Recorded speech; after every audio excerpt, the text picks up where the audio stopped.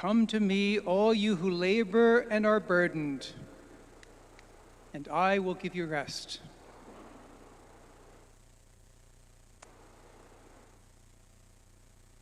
I'm not sure if you are feeling burdens in this very present moment. If you don't feel them in the present moment, you might think, well, that word doesn't really speak to me.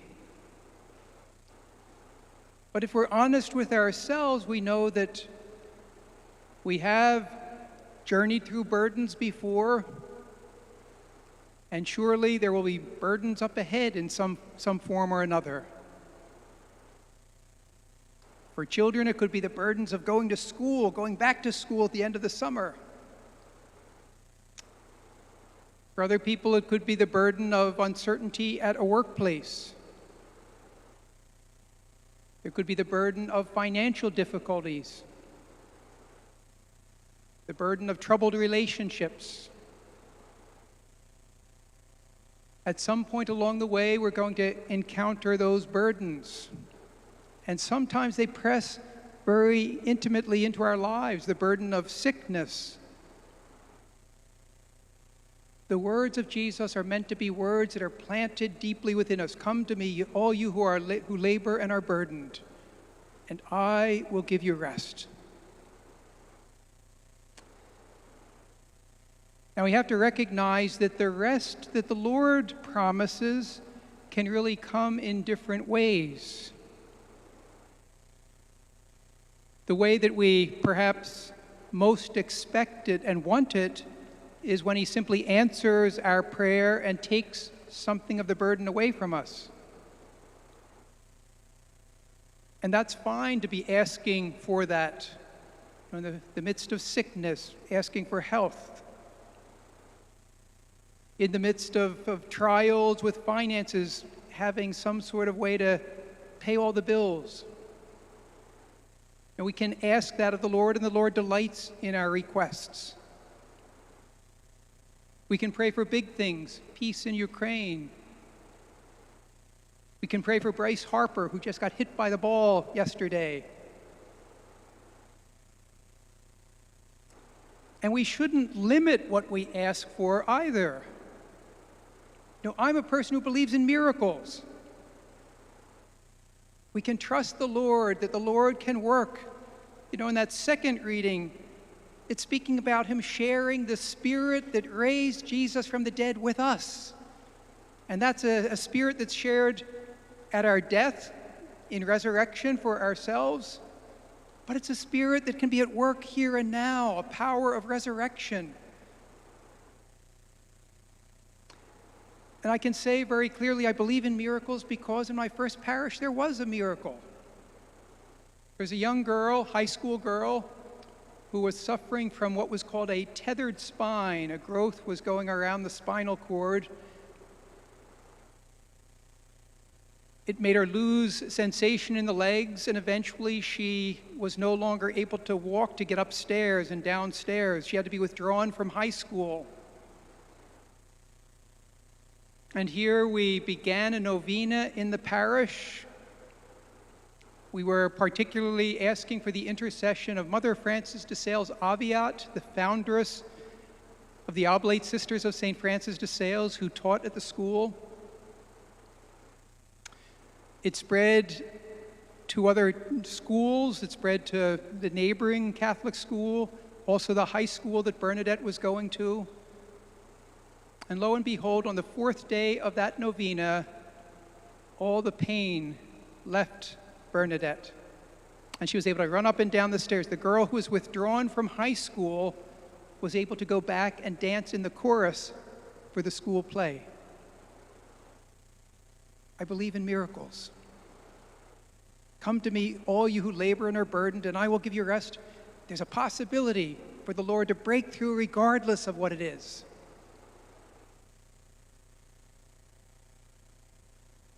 But I do think the rest of Jesus also can go in another direction.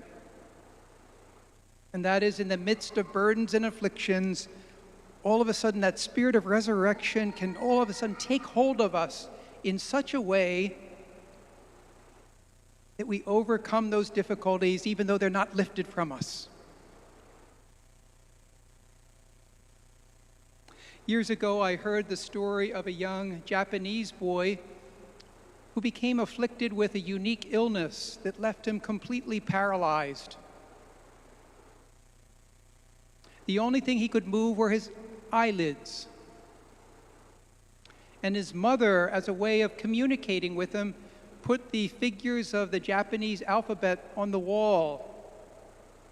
And the young boy began communicating by blinking his eyes to indicate which letter, which figure he wanted. And in the midst of his affliction, he was very bitter, very depressed, very burdened.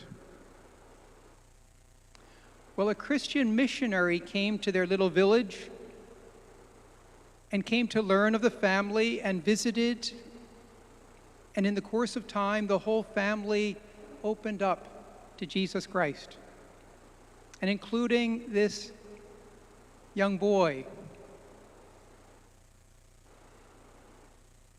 And in place of the bitterness, all of a sudden he began communicating in poetry.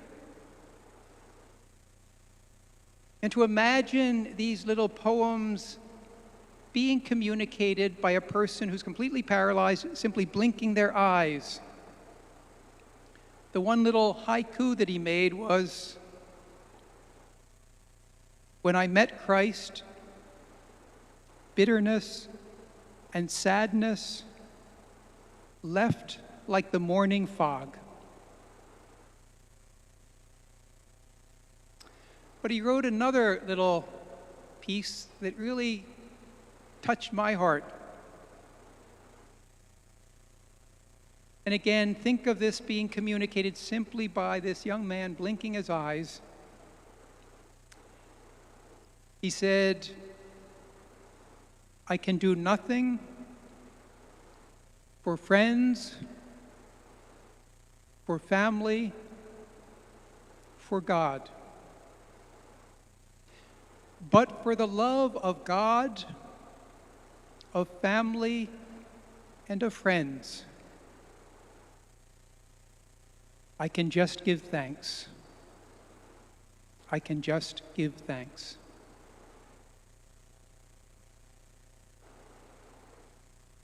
That spirit of resurrection can bring about a total change in how we bear the burdens in our life. And if we're really attuned to Christ, we can come to see that suffering and burden can have a real purposefulness.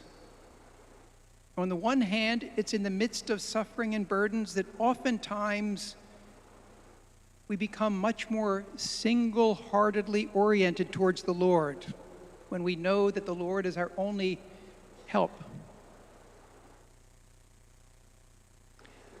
It's in the midst of affliction and burden that we can inspire others. You know, that young man inspires me, and I'm sure that he's inspired many other people as well. And if we really push a little bit further, we come to recognize that Jesus transformed suffering and burdens into a language of love.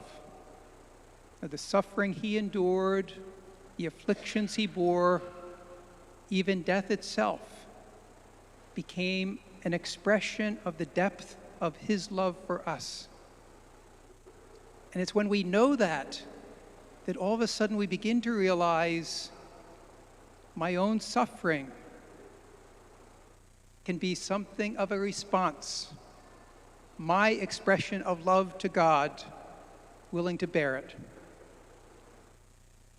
I remember a religious sister one time saying that when she was getting frustrated with some other person in her community, when somebody was bothering her, that's a suffering, she'd simply say, "Lord, do you want me to love you this much?" May we be people who recognize an invitation is there for all of us. Come to me, all you who labor and are burdened, and I will give you rest. The only thing is, we have to recognize the rest of Jesus comes in different forms, and each form can glorify the Father.